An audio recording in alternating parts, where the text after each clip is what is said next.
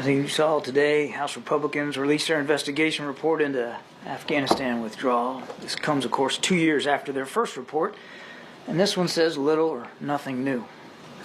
We've already issued comment about the one-sided partisan nature of this report, so I'm not going to belabor that right now, but I do think a brief rundown of actual facts is important. First, on the very day this administration took office, the Taliban was in the strongest position it had been in years, and the Afghan government the weakest.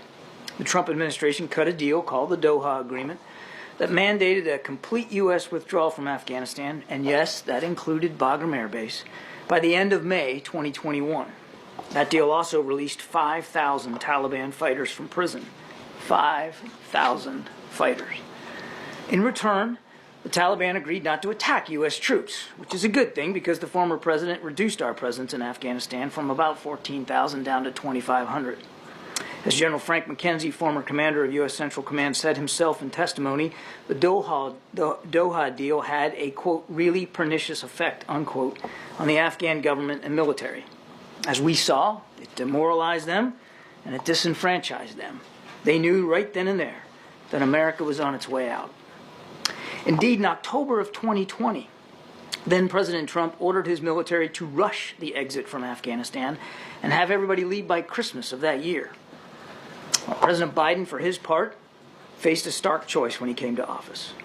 Abide by the flawed agreement and end America's longest war, or blow up the deal, extend the war, and see a much smaller contingent of American troops back in combat with the Taliban.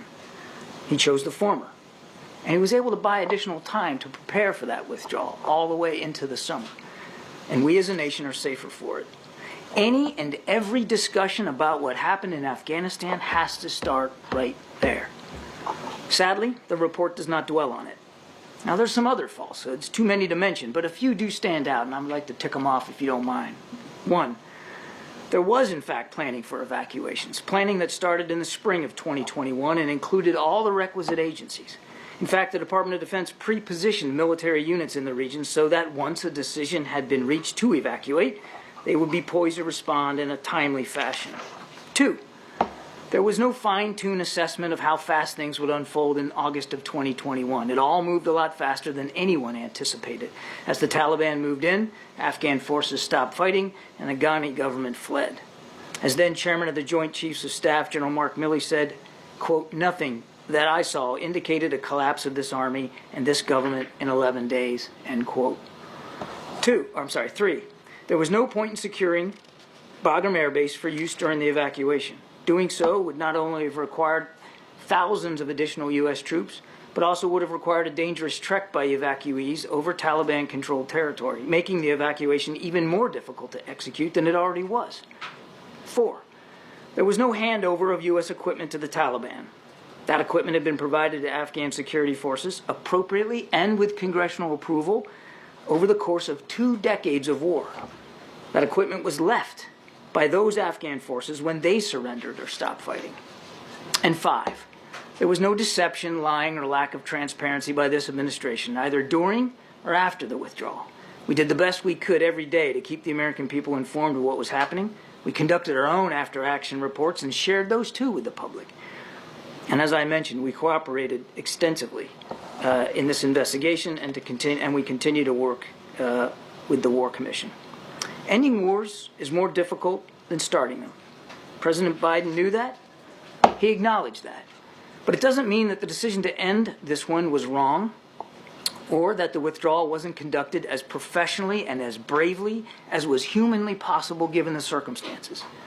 It doesn't mean we don't grieve and mourn with the families of those whose lives were tragically taken during the withdrawal, especially at Abbey Gate on the 26th of August of that year. And it doesn't mean that we don't still look with awe and admiration at the many thousands of men and women who waged this war over the course of 20 years. Troops, diplomats, intelligence experts, contractors, and civilian employees from this and dozens of other nations. They accomplished the mission for which they were sent to Afghanistan. They helped make us a safer nation. Sadly, 2,461 of them did not make it home. And many of those who did still struggle with the wounds of war, seen and unseen. As the President has said, we owe them and their families a debt of gratitude that can never be fully repaid. But now that the war is over, our nation can better focus on other pressing national security interests around the world. We would do well in all this partisan rancor over the withdrawal to remember that. Take some questions.